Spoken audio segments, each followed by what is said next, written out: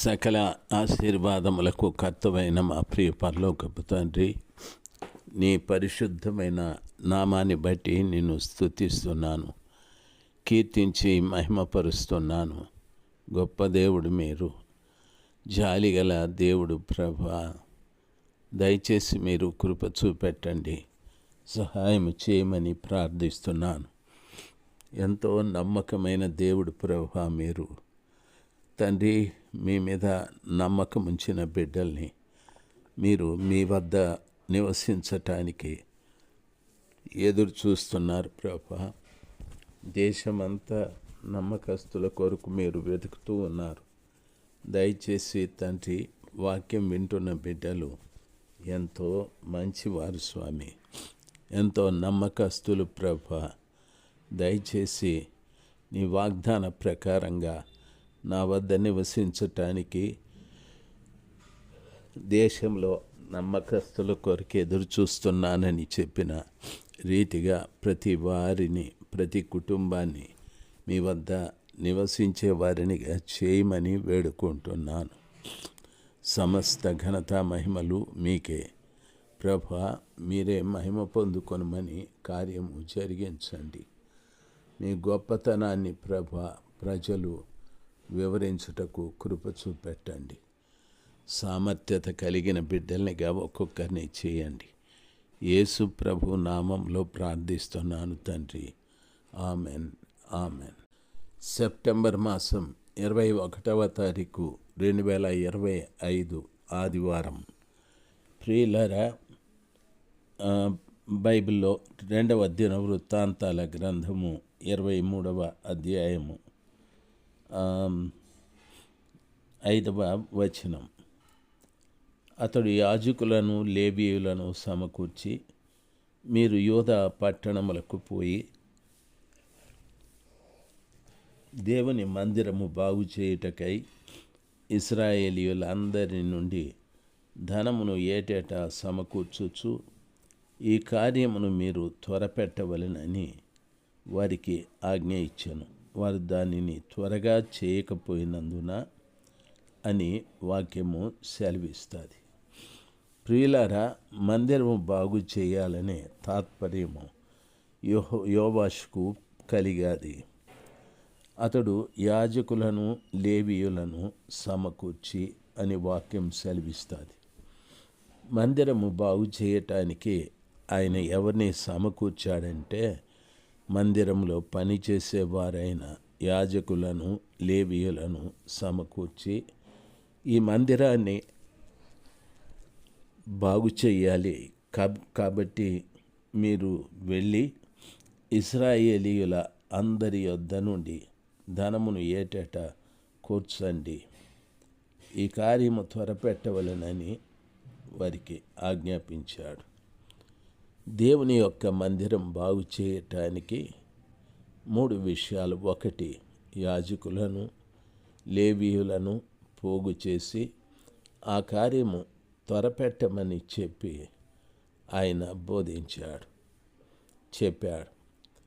మందిరము బాగు చేయటానికి త్వరపడాలి. మనము దేని కొరకు త్వరపడతాము అంటే, మన ఇంట్లో ఇల్లు కట్టుకోవటానికి త్వరపడతాం, మన వ్యాపారం కొరకు త్వరపడతాం, మన పిల్లల చదువుల కొరకు త్వరపడతాం, మన పిల్లల పెళ్లి కొరకు త్వరపడతాం. దేవుని బిడ్డలు ఆలోచించాలి. దేవుని సేవకులు మందిరాన్ని బాగు చేయాలి, యాజకులు లేవీయులు. అయితే మందిరాన్ని బాగు చేయవలసిన యాజకులు లేవీయులు చేసిన ఒక పని ఏమిటంటే, తొందరగా చేయాలి అని చెప్పాడు. ఏటేటా దాని నిమిత్తము ధనము సమకూర్చాలి,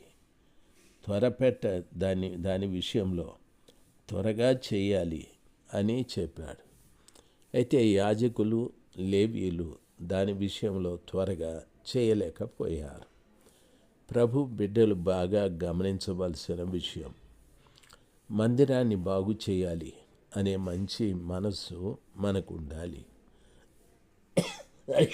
అయితే మందిరంలోకి వచ్చిన మనమంతా మనం బాగుపడాలి అనేటటువంటి ఆలోచన కాదు. నువ్వు బాగుపడాలి, నీకంటే ముందు మందిరం బాగుపడాలి. మందిరాన్ని ఒక్కసారి చూడండి. మందిరంలో ఏమేమి కొదువై ఉంది. ఎందరో పనివారు ఇందులో ఉన్నారు. పెయింటర్స్ ఉన్నారు, తరువాత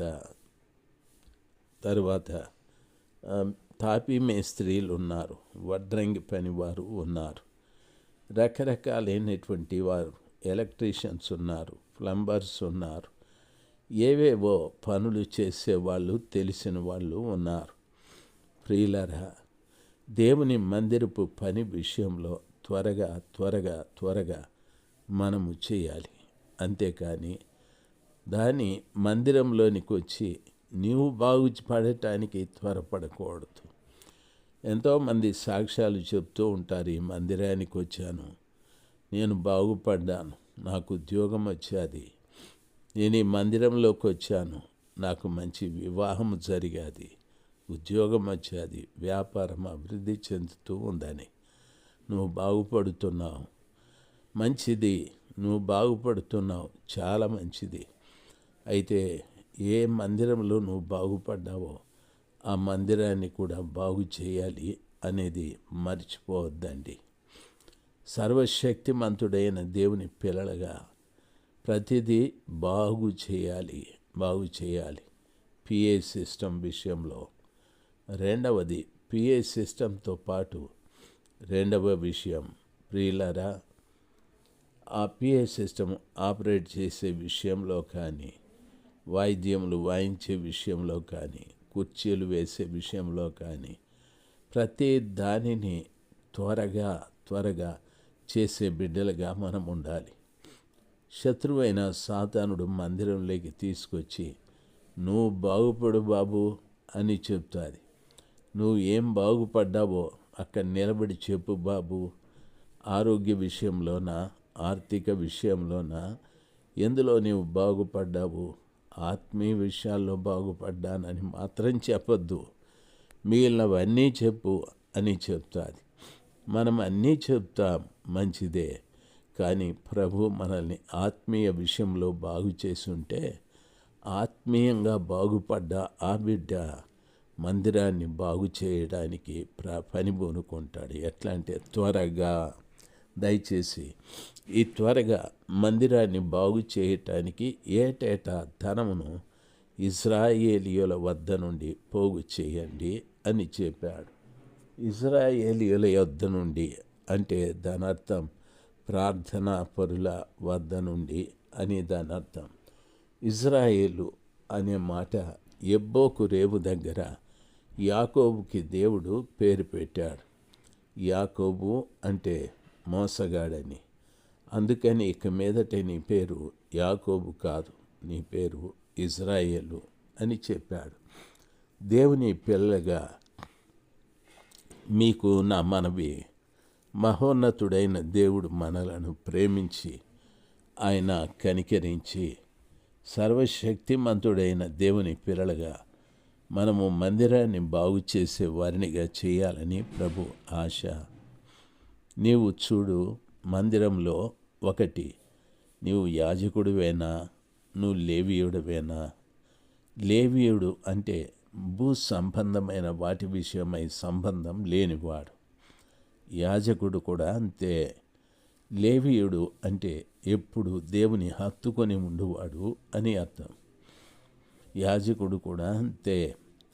యాజకుడు బలిపీఠం దగ్గర నుండి మందసం వరకు ప్రజలను నడిపించవలసిన వాడు. కాబట్టి యాజక ధర్మాన్ని నిర్వర్తించే వ్యక్తివా, లేవీయుడవా, తరువాత మందిరాన్ని బాగు చేసే పనులు చేసేవాడివా, మందిరము బాగు చేయటానికి ఆర్థిక సహాయము చేసేవాడివా ఆలోచన చేయి. ఈ మందిరంలో నీవేం మేలు పొందుకున్నావో ఒకసారి ఆలోచన చేయి.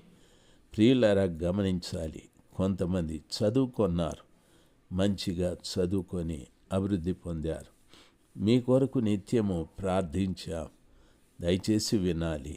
ఉపవసించాం, ఉద్యోగాలు వచ్చాయి, వివాహాలు అయ్యాయి, పిల్లలు కూడా పుట్టారు, పిల్లలకు నామకరణాలు కూడా జరిగాయి. కానీ ఇన్ని మేలులు మనకు కలిగినా మనము మాత్రం ప్రభుకి మేలు చేసేవారుగా లేం. ఇది దుఃఖకరమైన సమాచారం. మనం బాగుపడ్డాం, కానీ మనము దేవుని మందిరాన్ని బాగు చేసేవారుగా లేం. ఇకనైనా దేవుని మందిరమును బాగు చేసే బిడ్డలుగా మీరు మారాలని ప్రభువు నామమున మీకు మనవి చేసుకుంటూ ఉన్నాను. దేవుడు మిమ్మల్ని దీవించుగాక. Amen, amen.